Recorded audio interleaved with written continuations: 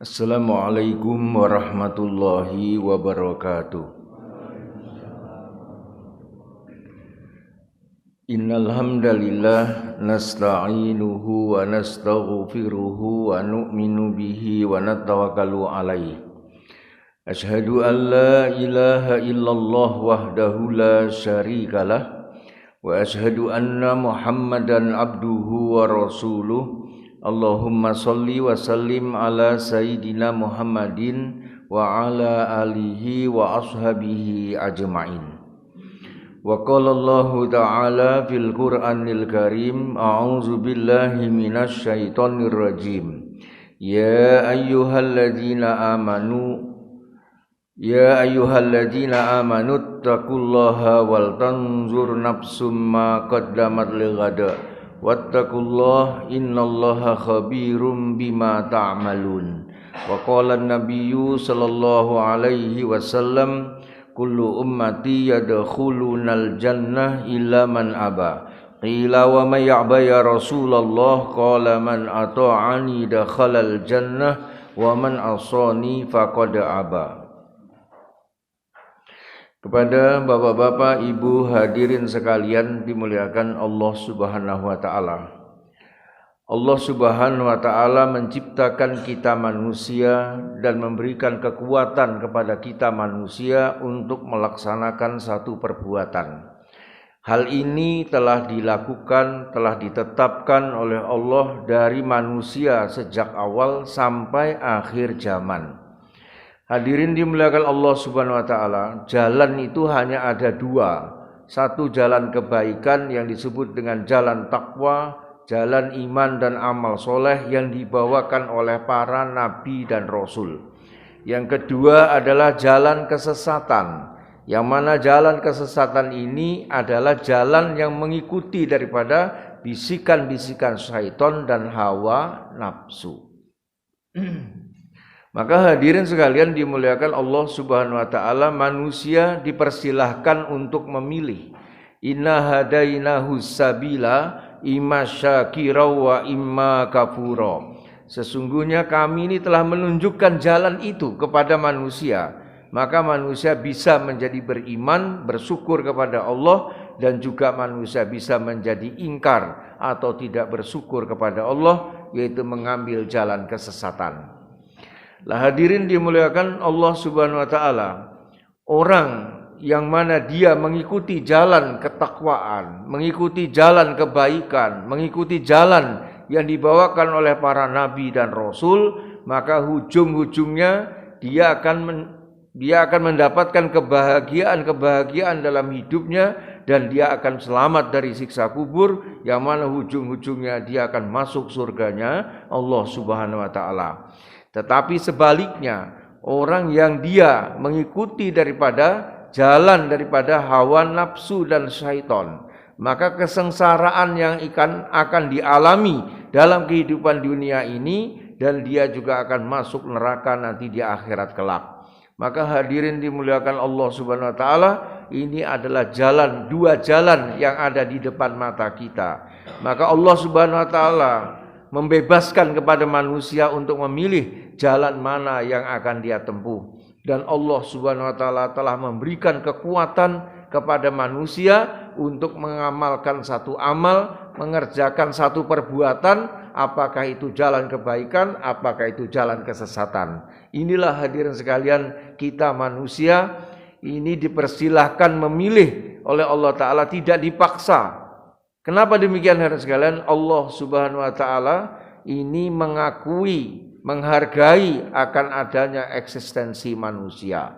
Maka hadirin dimuliakan Allah Subhanahu wa taala, manusia ditinggikan, manusia dimuliakan oleh Allah, dan manusia ini dipercaya oleh Allah. Silahkan memilih. Nah, gitu. Maka hadirin dimuliakan Allah Subhanahu wa taala, inilah jalan yang akan kita tempuh selama hidup ini nanti. Hadirin dimuliakan Allah Subhanahu wa taala, ada orang itu berjalan itu mengikuti daripada hawa nafsu dan bisikan-bisikan setan, dan dia jauh daripada jalan takwa. Maka hadirin dimuliakan Allah taala, dia beranggapan, Itu dia beranggapan bahwa dia telah melaksanakan hidup ini sebaik-baiknya. Dia menggunakan kekuatannya, potensi yang ada pada dirinya itu dengan semaksimal mungkin, maksudnya itu.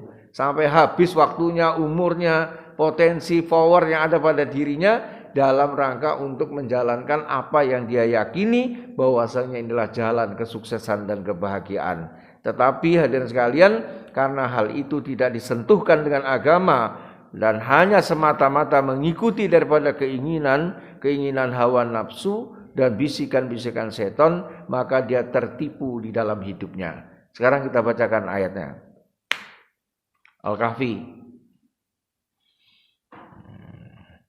Hal nunabbi'ukum bi akhsari a'mala. Nah itu. 100 Al-Kahfi 102 mungkin itu. Hal nunabbi'ukum bi akhsarina a'mala. Maukah aku beritahukan kepada kalian orang yang paling rugi dalam kehidupannya. Nah, paling rugi dalam amalnya. Alladzina dhalla sa'yuhum fil hayatid dunya yahsabuna annahum yuhsinuna sun'a. Jadi dia ini mengira bahwasanya dia telah berbuat sebaik-baiknya. Tetapi Bapak-bapak, Ibu hadirin sekalian, tapi sebenarnya dia adalah orang yang paling rugi dalam hidupnya gitu, salah jalan. Itu maksudnya. Dia berpikir bahwasanya hidup ini hanyalah untuk kehidupan dunia ini saja. Maka potensi yang ada pada dirinya, power yang ada pada dirinya, ini kekuatan yang Allah berikan kepadanya, ini ditumpahkan seluruhnya itu hanya untuk mencari perkara-perkara dunia yang notabene itu adalah mengikuti keinginan daripada hawa nafsu dan bisikan-bisikan setan saja. Maka hadirin dimuliakan Allah Subhanahu wa taala, sering kita mendengar orang itu kepala dibikin kaki, kaki dibikin kepala, siang malam jungkir balik. Ini hanya untuk mendapatkan dunia. Habis seluruh waktunya, habis seluruh tenaganya, umurnya. Nah, itu. Maka hadirin dimuliakan Allah Ta'ala, dia berpikir apa yang saya kerjakan ini adalah hal yang paling baik sudah. Nah gitu loh. Tetapi bapak-bapak, ibu hadirin sekalian, menurut Allah, yahsabuna yuhsinuna sun'a. Dia mengira bahwasanya itulah perbuatan yang sangat-sangat baik yang sudah dia lakukan, ya. Tetapi ini adalah akhsarina a'mala. Ini adalah orang yang paling rugi di dalam amalnya. Nah, hadirin dimuliakan Allah Subhanahu wa taala, kalau dia seorang pebisnis misalnya, apakah dia seorang petani misalnya, maka potensi yang ada pada dirinya, ataukah dia orang politikus misalnya, maka potensi yang ada pada dirinya itu dicurahkan, ditumpahkan untuk bisnisnya, untuk pertaniannya, untuk pekerjaan politiknya dan sebagainya, sampai dia tua gitu, habis seluruh umurnya. Taruhlah Allah Subhanahu wa taala memberikan kekayaan kepadanya, harta benda, properti, kendaraan, deposito, semua segalanya kecukupan. Nah, itu. Apakah itu yang petani, apakah itu yang pedagang, apakah itu yang pebisnis, apakah itu yang politikus dan sebagainya. Dia punya kedudukan yang sangat tinggi dengan usaha-usaha politiknya itu. Namun bapak-bapak, ibu hadirin sekalian, dunia ini ada batasannya. Maksudnya batasan dunia itu adalah umurnya. Nah itu, umur ini tidak bisa didustain gitu maksudnya itu. Orang kalau sudah misalnya, orang jenderal misalnya, Pak, mohon maaf loh, ini tinggi tahu pangkatnya, sudah kegayuhannya tentara, polisi, pangkat jenderal. Berapa Pak pensiun sekarang? 58. 58 pensiun lengser. Sudah nggak ngapa-ngapa loh Pak itu Pak. Diam itu. Sudah selesai. Apa yang sudah diusahakan sekian puluh tahun itu mentok sampai di situ. Nah itu. Saya minta maaf Pak ini. Pak Wagimin almarhum mengatakan kepada saya, Ustaz, iya Pak, saya ini kan pensiun nih. Dan ramil 3 kali. Nah itu dan ramil 3 kali kata Pak Wagimin.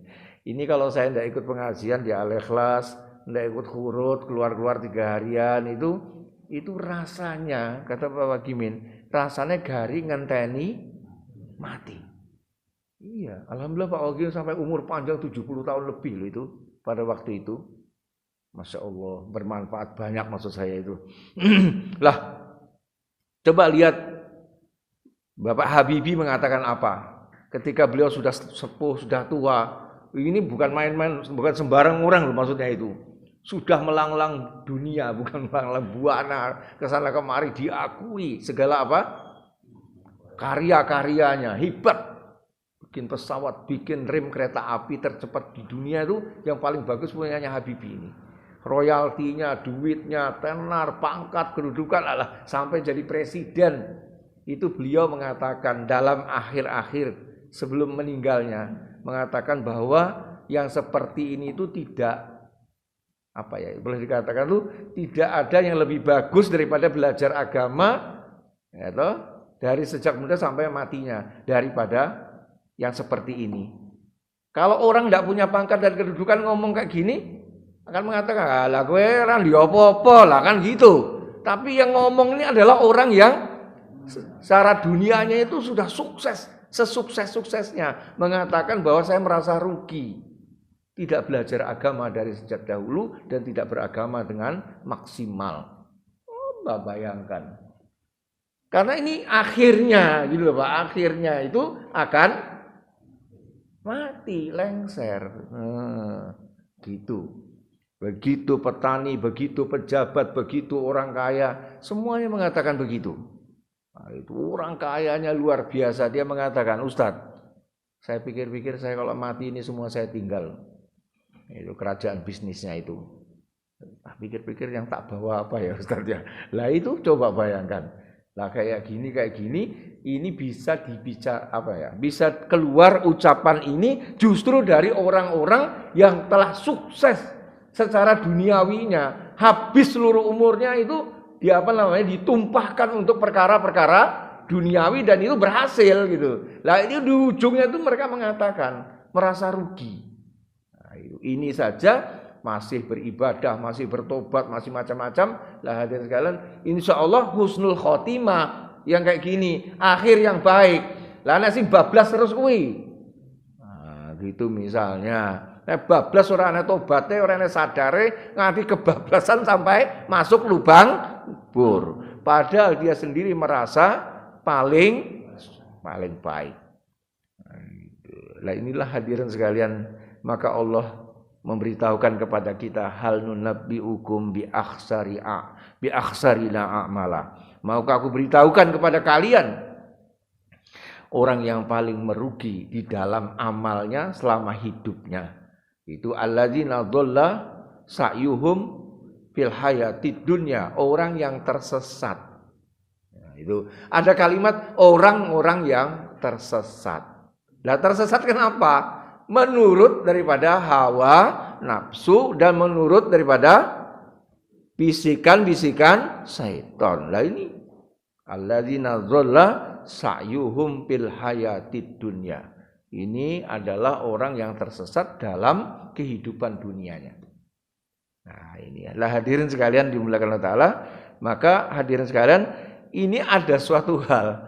Dunia itu adalah mata'ul gurur. Dunia itu kehidupan yang menipu. Maka hati-hati dalam hidup ini. Apa tuh hati-hatinya, bapak-bapak dan saudara sekalian? Jangan sampai kamu tertipu dengan kehidupan dunia. Nah, gitu loh. Lah dunia itu termasuk anggapan kita terhadap diri kita. Lah anggapan kita terhadap diri kita itu adalah dunia. Jangan sampai kamu tertipu dengan anggapan kamu sendiri gitu maksudnya. Allahu Akbar.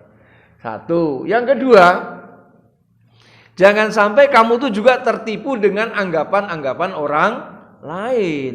Nah, itu kita merasa sudah paling hebat, kita merasa paling sukses. Wah, gitu misalnya. Sudah paling top. Wah, itu. Nah, ini kita akan tertipu dengan ternyata apa yang kita perbuat ini termasuk alladzina dhalla, orang yang tersesat. Kenapa? Kita berdasarkan akal pikiran kita, hawa nafsu kita dan bisikan-bisikan setan. Nah, itu. Maka hadirin dimuliakan Allah Subhanahu wa taala, yang tidak tersesat itu orang yang mengikuti jalannya para nabi yang biasa disebut dengan jalan iman dan amal soleh. Saged dipahami nggih? Nah, ini. Lah, Bapak-bapak, Ibu hadirin sekalian dimuliakan Allah Subhanahu wa taala. Maka dalam hal ini banyak sekali orang yang merugi dalam hidupnya, itu maksudnya itu. Maka hadirin sekalian, usaha iman dan amal soleh ini adalah usaha untuk selalu meningkatkan iman kepada Allah, ya, dan selalu berusaha meningkatkan daripada amalan-amalan yang dimaksud adalah perintah-perintah Allah. Apakah itu perintah Allah? Perintah-perintah Allah Subhanahu wa taala. Lah hadirin sekalian, baik apakah itu kualitasnya maupun kuantitasnya. Lah ini kalau diusahakan nanti di ujung umur itu ini kesempurnaan, didapatkan kesempurnaan iman dan kesempurnaan amal lah gitu. Bukan terus di sini keliru. Lah lagi start mulainya sudah 60 tahun. Lah padahal meninggalnya 63, 65. Jadi usaha untuk ini itu terlambat. Nah, gitu loh, paham enggak? Startnya itu apa? Telat. Walaupun kayak gitu tetap dimasukkan dalam husnul khotimah. Lah gitu. Allahu Akbar. Maka hadirin dimuliakan Allah Subhanahu wa taala, ini sebetulnya kalau dibicarakan itu kelihatannya sederhana tapi sangat penting. Itu. Coba lihat, orang itu Allah Subhanahu wa taala menciptakan manusia itu dari bahan yang sama. Dari air mani yang bercampur, air mani yang memancar. Itu. Kemudian Allah keluarkan manusia dari jalan yang sama. Kemudian Allah Subhanahu wa taala ini mempunyai maksud dan tujuan untuk menciptakan manusia hidup di dunia itu sama, yaitu untuk menghambakan diri kepada Allah dengan penghambaan yang sebenar-benarnya. Nah itu loh tahapannya itu, Pak. Nah itu. Nah hadirin dimuliakan Allah Subhanahu wa taala, maka dalam hal ini ketika orang lahir ke dunia, maka pertama kali diazankan dan diiqomatkan. Itu para ulama berbeda pendapat tentang hadis ini, tetapi kata beliau Al-Ustadz mengatakan bukan masalah azan dan iqomatnya, tetapi apa yang diajarkan kepada bayinya itu sendiri, manusia yang baru lahir. Allahu Akbar, Allahu Akbar, la ilaha illallah. Inilah pelajaran pertama.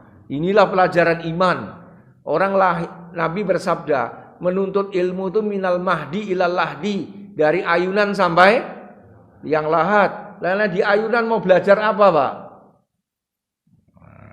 Gitu, mau belajar kitab kuning, mau belajar Iqra, malah bingung. Anake dhewe urung melek ibaratnya ya toh. Lah, tapi hadirin sekalian, pelajaran utama pertama kali itu belajar adalah belajar iman.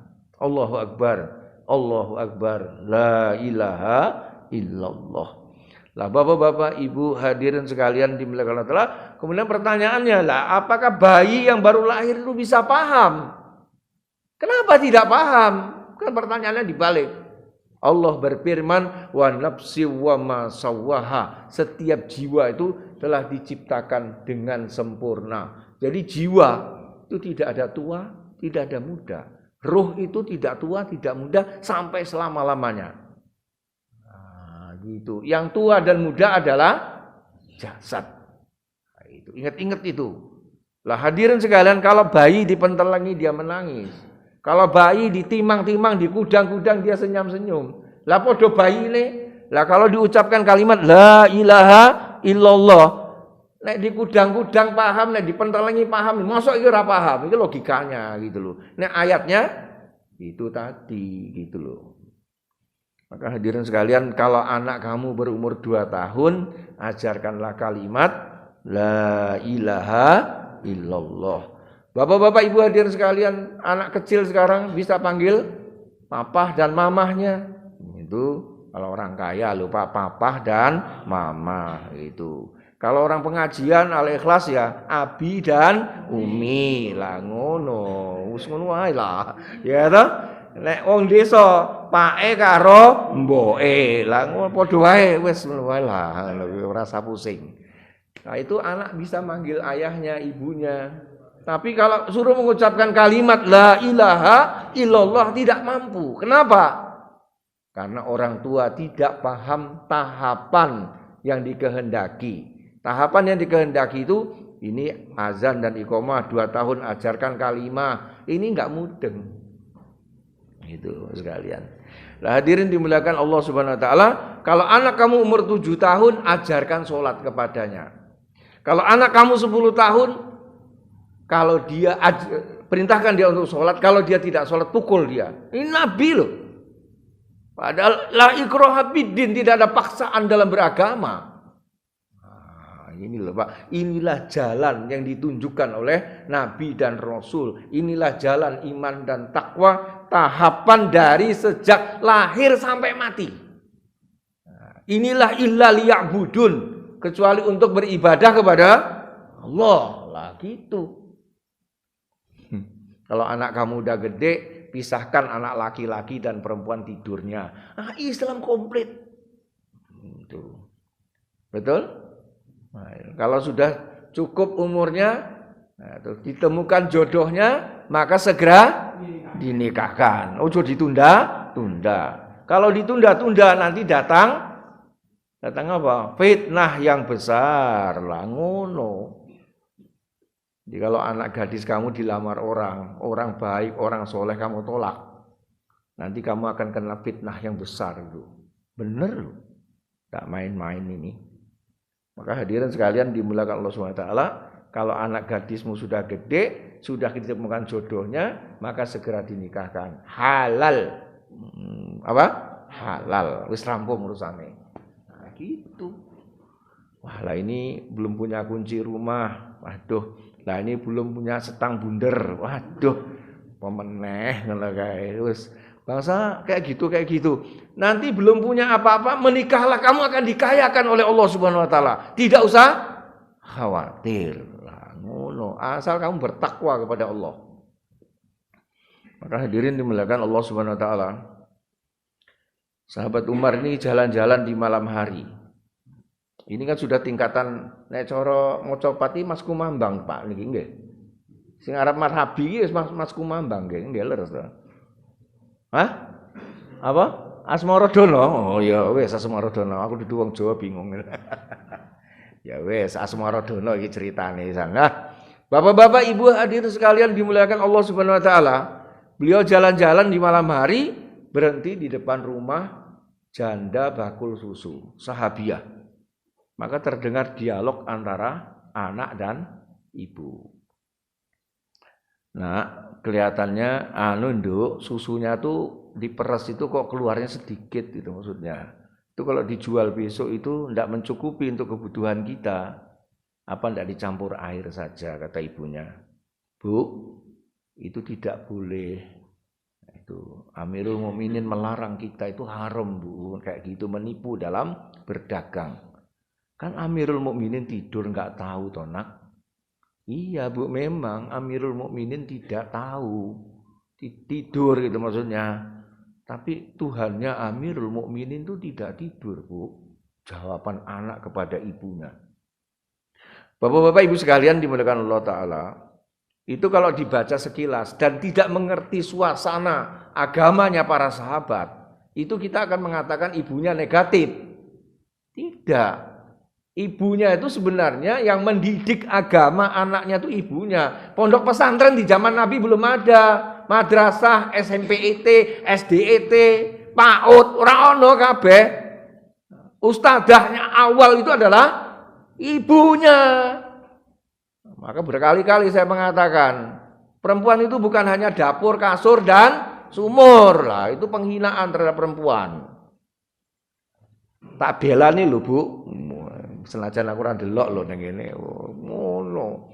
Dia adalah melahirkan anak-anak yang hebat. Lihat Siti Hajar, anaknya Ismail. Allahu Akbar. Siapa lagi? Lah hadirin sekalian dimuliakan Allah Subhanahu wa taala. Maka ibunya gembira sebetulnya melihat anaknya ternyata agama yang telah aku tanamkan kepada anakku mancing. saatnya sudah ini akan aku nikahkan. Ngono. Jadi orang tuh arep menikahke anak kalau hari ini alhamdulillah anak saya sudah S3, alhamdulillah S2, S1. Lah wis umure wis gedhe, titele wis kokean, malah kangelan lek golek bojo lah. Ini ta'arufan. Lalu ngomong terus, Ustaz, ternyata dia S2. Nah saya kuliah aja belum selesai, langsung mundur teratur, minder. Oh no. Jadi kebanyakan perempuan kalau sudah titelnya tinggi-tinggi malah angel golek bojone. Sebabnya apa? Sing maju wedi lho maksudnya iki. Mbah nek santri pawone wolbu. Kendel-kendel. Lah hadirin dimuliakan Allah Subhanahu wa taala, lain dengan para sahabat dan sahabiah mau menikahkan anak itu dites keimanannya dulu, Pak. Dites agamanya, beres. Lah begitu menurut keterangan para alim ulama, begitu dialog itu terjadi itu sebenarnya ini ibu mau ngetes anaknya. Anaknya solihah. Mosok anaknya solihah ibunya bengkaleng ya ora mungkin lah. Ya. Buah jatuh tidak akan terlalu jauh dari apa? Pohonnya. Air itu jatuh tidak jauh dari pancurannya. Nek ibune judes, anake ya judes. Ibune solihah, anake ya solihah. Tak jamin. Insyaallah. Ngono lho. Najan yo enek sing ora ya ora, iku beda. Itu di luar hukum. Nah, hadirin dimuliakan Allah Subhanahu wa taala. Maka sahabat Umar pulang. Bilang di antara anaknya, siapa yang belum menikah? Saya, Abah. Besok kamu lamar itu. Anaknya janda bakul susu itu. Dia anak yang betul-betul solihah. Maka dinikahilah. Lah Bapak sekalian, pernikahan itu biasanya orang Jawa itu ya bebet, bobot, bibit, ya kan? Lah, hadirin sekalian boleh-boleh aja begitu, tapi ini. Maka dari perkawinan ini Bapak-bapak Ibu sekalian, lahirlah Umar bin Abdul Aziz yang masyhur, yang dikatakan sebagai Khulafaur Rasyidin yang kelima. Coba bayangkan. Maka hadirin sekalian, nah ini masih berkenaan dengan illal ya'budun itu, pendidikan orang tua terhadap anak. Wahai Amirul Mukminin, engkau ini kan seorang khalifah, punya fasilitas yang banyak gitu maksudnya. Kenapa anak engkau tidak kau ajarkan kepandaian-kepandaian atau modal kerja? Bukan kur loh Pak, wong khalifah. Nek kur sepiro kan? Ini khalifah, khazanahnya berapa aja bisa dikeluarkan loh. Ya toh? Maka kau itu tidak memberikan pendidikan atau bekal untuk masa depannya. Bagaimana engkau ini wahai khalifah? Oh, sudah. Saya sudah mengajarkan kepada anak saya bekal yang ada dalilnya, yaitu takwa kepada Allah Subhanahu wa taala. Wa may yattaqillaha yaj'alahu makhraja wa yarzuqhu min haitsu la yahtasib. Begitu Umar bin Abdul Aziz ini menjawab pertanyaan orang-orang yang bertanya. Barang siapa yang bertakwa pada Allah, Allah akan berikan jalan keluar baginya. Barang siapa yang bertakwa kepada Allah, Allah akan berikan rezeki dari arah yang tidak disangka-sangka. Ini jawaban dan keyakinan. Jawaban itu adalah keyakinan bahwasanya dengan beragama, dengan bertakwa kepada Allah, mengikuti jalan Rasul, jalan iman dan amal soleh, anak saya akan sukses masa depannya, dunia sampai akhiratnya. Begitu keyakinan daripada siapa? Umar bin Abdul Aziz. Pertanyaannya, bagaimana dengan keyakinan kita? Apakah sama seperti itu? Ya nyantri. Ini kuliah ya penting. Dunianya juga penting. Belajar bengkel, belajar masak juga penting. Lah ngono ki, nggo maisahnya. Ya saya tidak mengatakan dilarang bengkel segala macam itu tidak gitu. Tapi keyakinan itu tidak boleh seperti itu. Maka hadirin sekalian, ketika Umar bin Abdul Aziz meninggal dunia, Aziz, itu ada Aziz di sini. Kurang Umarnya Aziz ini. Umar bin Abdul Aziz. Nah itu. Apa yang terjadi Bapak-bapak hadirin sekalian dimuliakan Allah Subhanahu wa taala? 6 orang anak laki-lakinya itu semua jadi gubernur. Sepeninggal khalifah. Khalifah meninggal ganti khalifah baru. Orde lama diganti orde baru. Biasanya ditumpes. Orde lama ditumpes ditek-tek ke. Orang itu Dengengek lah. Ini orang anak khalifahnya ini diangkat jadi 6 orang diangkat jadi gubernur semua. Tidak ada pilihan alasan apapun dari khalifah yang baru karena ketakwaan mereka. Masya Allah. Lah ngono iki rodok. Lah ngono. Paham enggak? Hadirin sekalian dimuliakan Allah Subhanahu wa taala. Maka kembali kepada kalau anak engkau itu sudah cukup umurnya, ditemukan jodohnya, maka segera nikahkan. Itu. Kalau tidak nanti fitnah besar yang akan terjadi. Kemudian sekalian bekerja, maisah. Barang siapa yang bekerja, ya Rasulullah, sahabat ini duduk-duduk, ada pemuda lewat. Oh, dahsyat. Ini kalau untuk perjuangan wah luar biasa. Apa kata Nabi itu ya Rasulullah potensinya luar biasa kalau untuk perjuangan. Fisabilillah. Oh, sahabat ini melangit maka dinetralkan oleh Nabi. Kalau dia berjalan untuk bekerja, mencarikan nafkah untuk anak dan istrinya, itu juga termasuk fisabilillah. Tapi bukan bekerja terus umur hidup fisabilillahnya, enggak. Terus tanpa berjuang, tanpa ngaji, bukan begitu, gitu. Paham? Maka hadirin sekalian, tidaklah sesuap nasi yang kau berikan kepada anak dan istrimu itu bernilai sedekah. Maka semangat itu bekerjanya karena agama, karena perintah Allah dan seterusnya. Bapak-bapak, ibu hadirin sekalian dimuliakan Allah Ta'ala, maka seorang petani misalnya dia berangkat ke sawah ladangnya, maka Allah perintahkan kepadanya supaya mengucapkan apa? Masya Allah, la quwata illa billah. Ini semuanya adalah atas kehendak Allah. Apa ra'aitum matah rusun? Apakah engkau tidak memperhatikan apa yang kau tanam itu? Engkaukah yang menumbuhkannya ataukah kami yang menumbuhkannya? Antum tajra'unahu am nahnu zari'un? Oh, kok siapa yang menaikkan batang? Siapa yang menghunjamkan daripada akar? Kemudian tumbuh cabang, tumbuh daun, tumbuh ranting-ranting, kemudian bunga, kemudian berbuah. Siapa itu semua? Ini semuanya Masya Allah. Nafikan kepandaian bertani, nafikan, minggir dulu ilmu pertanian bagi insinyur pertanian. Teknologi, obat-obatan, mesin ini, mesin itu, semua minggir dulu. Semuanya adalah atas kehendak Allah. Langono.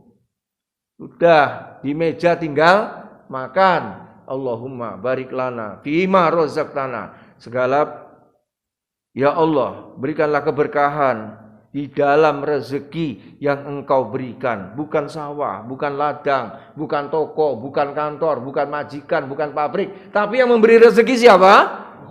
Nah, gitu. Paham?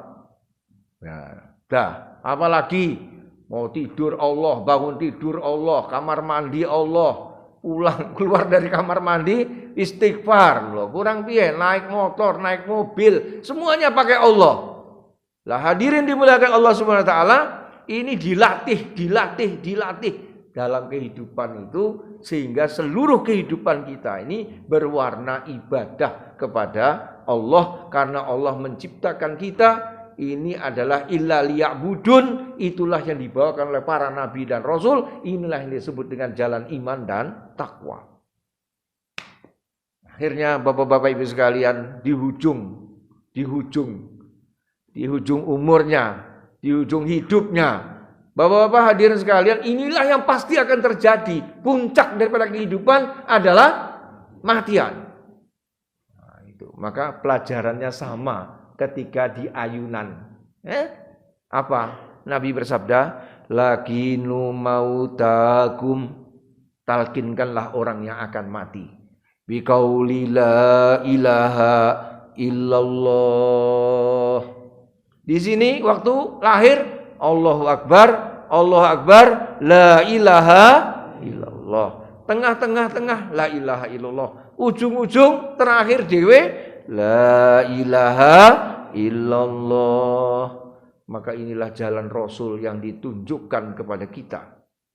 Jalan iman dan takwa yang ditunjukkan kepada kita sampai akhir hayat. Lah ini yang harus diusahakan sepanjang umur. Ini tujuan maksudnya. Makan, minum, kendaraan, rumah, itu keperluan. Nah, itu. Hari ini orang mengusahakan keperluan habis-habisan dan orang mencuaikan daripada tujuan. Maka ketika mati dia menyesalnya luar biasa. Atau di penghujung umur seperti yang saya ceritakan tadi. Bahkan Allah berfirman, hal nunabbi'ukum bi akhsarina a'mala. Maukah aku beritahukan kepada kalian orang yang paling merugi dalam amalnya? Ini start 15 terus sampai 60 itu dunia tok isine. Nah, setelah pensiun baru sadar, oh iya ya, nah, gitu. Baru ngaji, kuliah subuh, ya toh. Nah, itu mau umroh, ya mau haji ya 30 tahun kah, setelah swidak tambah 30 jadine 90, mboji urip po ora, lah ngono. Inilah Bapak-bapak, Ibu hadirin sekalian, lah hari ini hadirin sekalian, orang itu banyak yang tidak paham program hidup. Banyak orang yang tidak paham program hidup. Lah programnya itu apa toh? Nah, itu 3 tahun masuk PAUD. Saya tidak mengatakan dilarang loh, ini enggak. Nanti kelas 5 tahun masuk TK, ya. TKA, TKB berarti 2 tahun. Tambah SD berapa? 6 tahun. Tambah SMP meneh 3 tahun. Bar SMP, SMA. Nek ora ya nyambut gawe, nek ora ya terus lanjut kuliah. Bar nyambut gawe rabi, bar rabi duwe anak, ngupeni anak. Wis, anake gedhe dirabikke, duwe putu, jenenge apa? Mutu. Bar mutu mut. Loh, bener ora? Bar mut habis. Bar mutu mati. Lah hadirin dimuliakan Allah Subhanahu wa taala, lah yang membuat garis hidup seperti kudu kaya ngono iki sapa to jane? Tanpa terasa kita sudah terjebak dalam sistem itu. Kudu ngono lho maksudnya iki. Dan kita kayaknya ndak berani mengambil resiko keluar dari jalan seperti itu. Kudu ngono. Bahkan anak-anak kita sendiri kalau ndak kuliah itu merasa minder, ndak sekolah, minder. Ngapunten deh Pak, kula niku mung lulusan SD, ngono lho. Lah mulia dan tidak mulianya SD SMP apa kan enggak. Nah, itu. Lah ini kalau enggak dikupas kayak gini nih kita enggak sadar-sadar Pak. Kejadiannya kayak gini. Maka hadirin dimuliakan Allah Subhanahu wa taala, maka jangan sampai kita menyesal sebagaimana yang Allah katakan di dalam Kahfi 102 dan 103, hal nunabbi'ukum bi akhsarina a'mala allazina dhalla sa'yuhum fil hayatid dunya yahsabuna annahum yuhsinuna sun'a. Dia merasa orang yang paling hebat, paling bagus, paling benar sudah jalan hidupnya, ternyata dia adalah termasuk orang yang sesat dan orang yang merugi dalam kehidupannya. Maka hadirin dimuliakan Allah Subhanahu wa taala. Maka dari sekarang ini gunanya kita selalu berdoa kepada Allah, ya Allah, Allahumma inni as'aluka imanan kamila wa yaqinan shadiqa wa amalan mutaqabbala wa ilman nafi'a. Kita ingin minta kepada Allah ilmu yang bermanfaat. Maksudnya apa? Ilmu yang bermanfaat itu ilmu yang kita bisa beramal. Kita mendengar ayat ini, mendengar hadis ini berapa kali? Berapa kali sudah saya mengamalkan itu? Sudahkah dalam kehidupan saya? Itu yang paling penting. Jadi mengaji di Al-Ikhlas ini bukan hanya sekedar hari Minggu ngaji, adat, saban. Tapi tidak merubah apa-apa. Itu nanti akan menjadi beban berat di akhirat. Jadi Nabi bersabda, mintalah kepada Allah ini ilmu yang bermanfaat, bukan ilmu yang menjadi pemberat. Lah apa maksudnya ilmu kok menjadi pemberat? Karena anak Adam itu akan ditanya, kau habiskan untuk apa umurmu? Kau habiskan untuk apa masa mudamu? Ilmu kamu sudah diamalkan belum? Yang keempat apa? Harta kamu. Kamu dapatkan dari mana dan kau amalkan untuk apa? Hadirin sekalian, sebelum menjawab 4 pertanyaan ini, anak Adam tidak bisa bergerak, tidak bisa bergeser dari hadapan Allah kecuali kita ini bisa mempertanggungjawabkannya dengan baik dan benar. Itu. Nah, maka kalau ngaji itu ini saya mau mendengarkan apa perintah Allah, apa larangan Allah, apa yang harus saya kerjakan, begitu. Nah, ini. Tapi hari ini hadirin sekalian kebanyakan orang ngaji itu hanya adat saban. Masuk telinga kanan, keluar telinga kiri. Kadang ya orang krungu. Mau isiannya apa ya? Wah, orang krungu yang apa ya mau ya. Itu banyak seperti itu. Mau Ustadz mulang apa? Orang ngerti. Padahal dia juga duduk di situ, Pak. Oh, bayangkanlah kenapa? Lah ini adalah ilman nafi'ah, itu penting sekali. Kita minta ilmu yang bermanfaat. Nah, itu. Semua bersedia? Nah, hadirin sekalian dimuliakan Allah Subhanahu wa taala, maka barang siapa yang dia meniti jalan, ini jalan yang ditunjukkan oleh Nabi dan Rasul itu, maka akhir hayatnya itu ini dalam kesempurnaan iman dan amalnya, puncaknya itu naik terus. Maka hadirin sekalian, nanti setelah ditalkinkan itu baru mangkana akhiru kalamihi la ilaha illallah. Barang siapa di akhir hayatnya dapat mengucapkan kalimat la ilaha illallah dakhalal jannah, maka dia dijamin masuk surga. Ya situ arep mati wae garek muni la ilaha illallah beres. Enggak iso Pak kayak gitu. Nah itu. Sampean coba perhatikan baik-baik. Ini kuku Pak, masih di apa? Masih di tangan nih. Itu dijabut. Hidup-hidup ini dijabut, rasanya apa? Hah? Orang bengok dijabuti, malah ngerinya. Lah, maksud saya bukan masalah itunya, betapa sakitnya perpisahan antara kuku dengan ruh. Jadi orang dicabut dari jasad ini, berpisahnya jasad dengan ruh. Ruh itu menjadi satu di dalam apa? Dalam jasad. Itu. Lihat sakit gigi itu, orang giginya malah arep nesu wae, lungguh nesu, mangan nesu, apa-apa nesu lah, sakit gigi. Lalu dicabut, giginya belum dicabut, sakitnya luar biasa itu.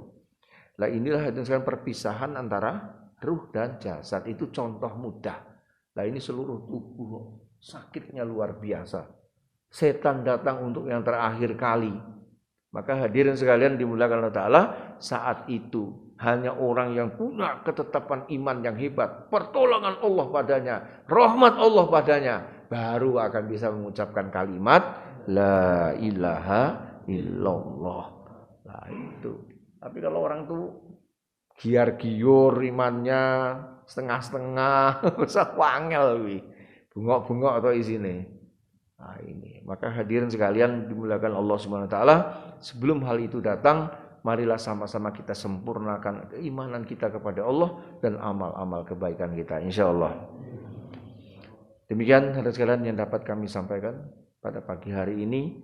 Maka saya berharap kepada bapak-bapak yang ngaji di Al-Ikhlas ini supaya betul-betul menjaga keistiqomahan. Karena pelajaran itu berurutan sebenarnya gitu maksudnya itu. Jadi tidak hanya itu. Nah, kalau pedat-pedat itu kan kurang bagus satu. Yang kedua, istiqomah itu lebih bagus daripada yang tidak istiqomah gitu maksudnya. Kemudian hadirin sekalian apalagi lah itu. Maka dalam hal ini kita juga berpikir bagaimana kita mengajak keluarga kita, saudara-saudara kita ini bisa sama-sama belajar agama. Kenapa demikian hadirin sekalian? Atau tetangga-tetangga, semakin banyak orang ini mau belajar agama, semakin banyak orang yang mau mengamalkan agama, maka rahmat Allah akan datang, ketenangan, keamanan, rezeki akan Allah mudahkan pribadi maupun umat. Hari ini semua orang sambat, dari yang kecil sampai yang gede, semua sambat semua. Sing sambat apa coba bayangkan, keadaan ekonomi apa sih? Ekonomi susah katanya, iya kan? Orang miliarder telepon kepada saya minta nasihat, sabar Pak. Lah orang gede miliarder triliunan duitnya, ya toh masih banyak yang bisa dikeluarkan dulu. Nek coro dicubit gede juga lah. Lalu orang-orang miskin-miskin, melarat-melarat menengah ke bawah itu apa sekarang yang mau dicubit itu rak metu getiye istilah itu. Nah, itu. Maka hadirin sekalian, inilah keadaan sekarang ini. Orang jual makanan sambat, orang jual kayu sambat. Ya. Tuh, orang jual apa lagi lah. Itu semua sambat semua. Keadaan sekarang ini katanya lebih susah keadaan daripada masa-masa Covid dahulu. Maka hadirin sekalian dimuliakan Allah SWT, itu orang beriman tidak begitu masalah. Asal dia dekat dengan Allah, maka beres urusannya. Dimudahkan, rezekinya mudah, rahmat Allah datang, pertolongan Allah datang, dunia sampai akhiratnya. Dan itu bukan tujuan kita. Banyak orang itu gara-gara kayak gitu nanti stres, nanti stroke, masuk rumah sakit. Iya, ini terjadi. Kenapa? Terlalu dipikir banget itu. Nah, itu masalah dunia, masalah keperluan saja. Yang harus dipikir terus-terusan itu, nanti kalau aku mati bisa enggak husnul khotimah? Nanti kalau aku mati bisa enggak bebas dari siksa kubur? Besok di akhirat bisa enggak masuk surga? Orang enggak pernah mikir itu sampai stres.